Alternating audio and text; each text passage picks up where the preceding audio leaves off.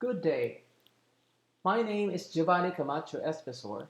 I'm a professor of political science, international relations, and international law at the Department of Political Science in the College of Social Sciences and Humanities at the Mindanao State University in General Santos in the southern Philippines. In this lecture, I'll be talking about principles, concepts, and theories of public international law. So to begin, let us talk about some definitions of international law. According to the traditional concept, it is a body of rules and principles of actions which are binding upon civilized states and their relations with one another. So we have to take note of the phrase civilized states, which actually indicates Eurocentric conception or understanding of international law, meaning we can actually sense some elements of standards of civilization. That civilization that is defined in accordance to the standards of advanced and powerful states in Europe, of course, including the United States. German-born and British national jurist and professor of international law George Schwarzenberger offers a more comprehensive definition of international law. According to him, it is the body of legal rules which apply between sovereign states and such other entities as have been granted international personality. So in Schwarzenberger's definition, he does not limit jurisdiction of international law to sovereign states, but also to other entities which have international personality, like international organizations such as the United Nations, tribunals like the International Criminal Court and the International Court of Justice. International law is interchangeably used with the term the law of nations. Basically, there are three divisions of international law: the law of peace, the law of war, and the law of neutrality. The law of peace governs the normal relations of states. When war breaks out between or among some of them, the relations of these states cease to be regulated under the laws of peace and come under the laws of war for the duration of the hostilities. Those states not involved in the war continue to be regulated under the laws of peace and the relations among themselves. However, the relations with the belligerents or those involved in the war are governed by the laws of neutrality. When the war ends and peace is restored, the relations of these members of the family of nations will come again under the laws of peace until another war breaks out. So let's talk about the very controversial distinction between municipal law and public international law. And basically, there are two strands of thoughts. First is the position of the munis. The main reason for the essential identity of two spheres of law is that some of the fundamental notions of international law cannot be comprehended without the assumptions of a superior legal order from which the various systems of municipal law are, in a sense, derived by the way of delegation. In both spheres, they contend law is essentially a command binding upon the subjects independently of their will, and it is ultimately the conduct of individuals which it regulates. Meaning, from this position, there is no separation between municipal law and international law. Munis are talking about oneness or unity of municipal law and international law. The second group are the dualists. They are actually espousing or advocating the dichotomy of law or separation of law. First, municipal law is issued by a political superior for observance by those under its authority, whereas international law is not imposed upon but simply adopted by states as a common rule of actions among themselves. Famous international jurist Oppenheim says, whereas municipal law is a law of a sovereign over those subjects to his way, the law of nations is law not above but between sovereign states and is therefore a weaker law.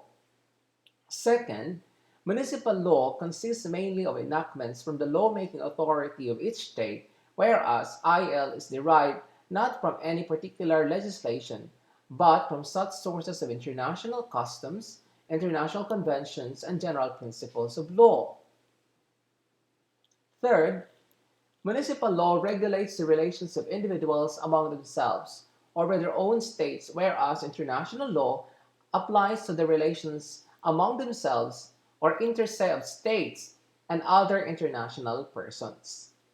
Fourth, violations of municipal law are addressed through local administrative and judicial processes, whereas questions of international law are resolved through state-to-state transactions ranging from peaceful methods like negotiations and arbitrations to the hostile arbitrament of force like reprisal or even war.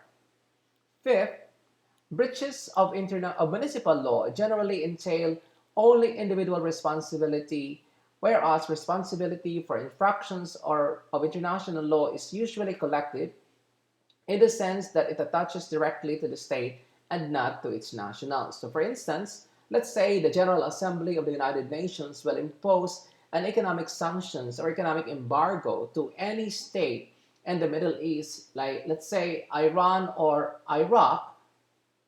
The impact of economic embargo is not only felt by one individual in that country but by the entire nation. Moreover, it is possible for a principle of municipal law to become part of international law, as when the principle is embodied in a treaty or convention.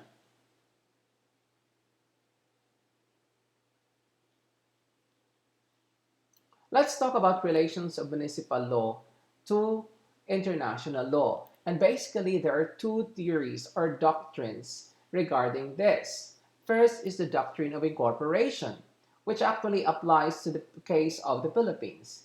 Because in Article 2, Section 2 of the 1987 Philippine Constitution provides that the Philippines renounces war as an instrument of national policy, adopts the generally accepted principles of international law as part of the law of the land, and adheres to a policy of peace, equality, justice, freedom, cooperation, and amity with all nations. Therefore, in the Philippines case, there is no need to adopt a law by the lawmaking body because it's already provided in the Constitution that the Philippines adopts generally accepted principles of international law. So it's already incorporated in our political law, which is the Constitution. Second, the doctrine of transformation.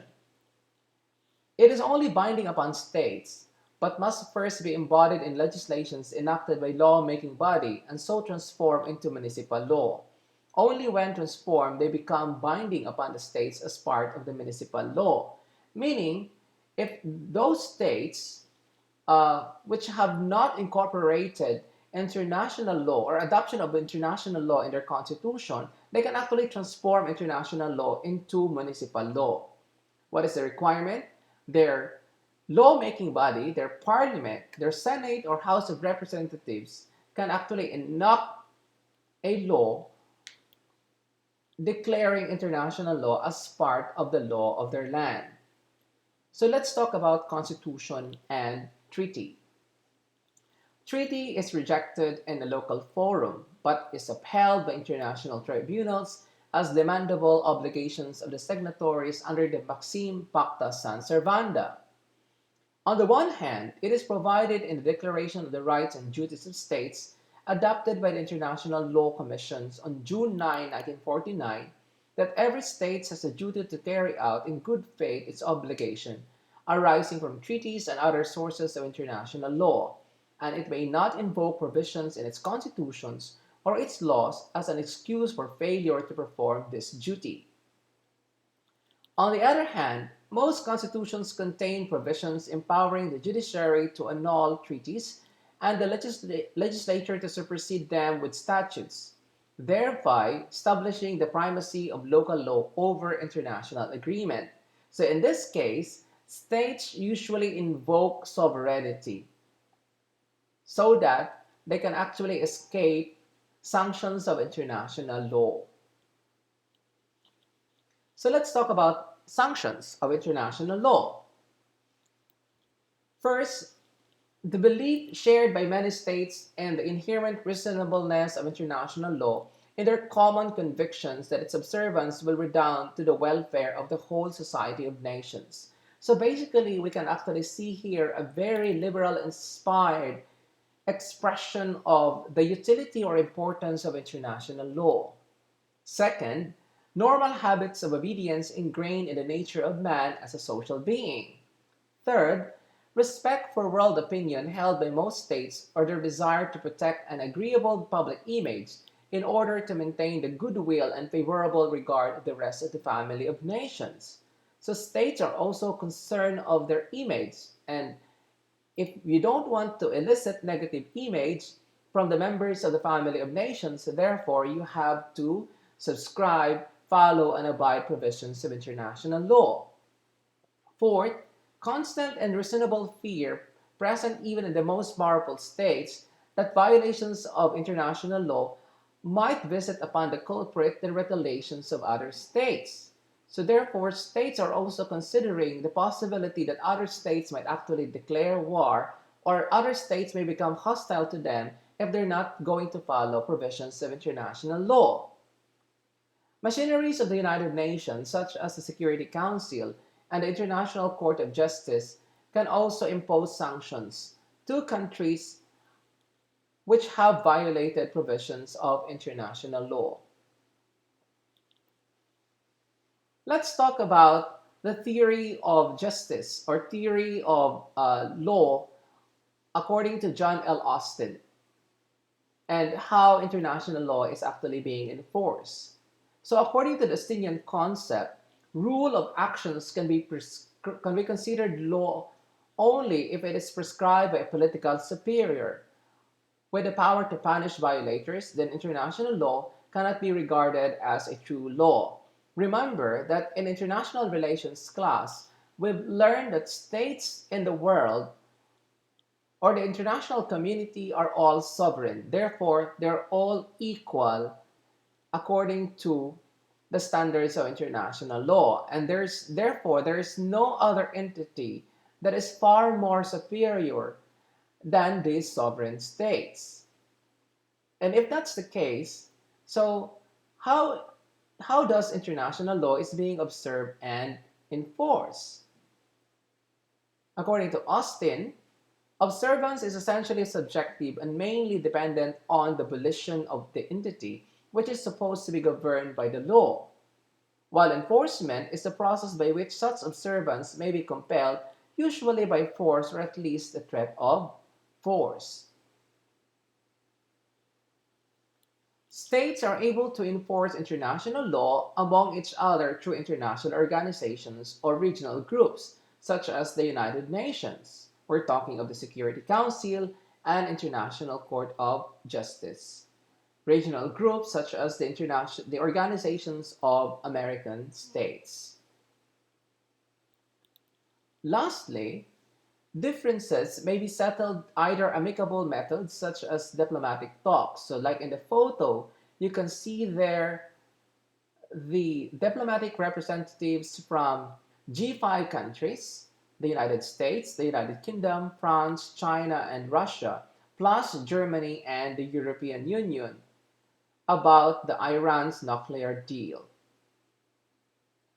Or hostile measures like retortions and reprisal. Where these fail, war itself may be waged as a last resort. So in the next lecture, we will be talking about sources of international law. Thank you.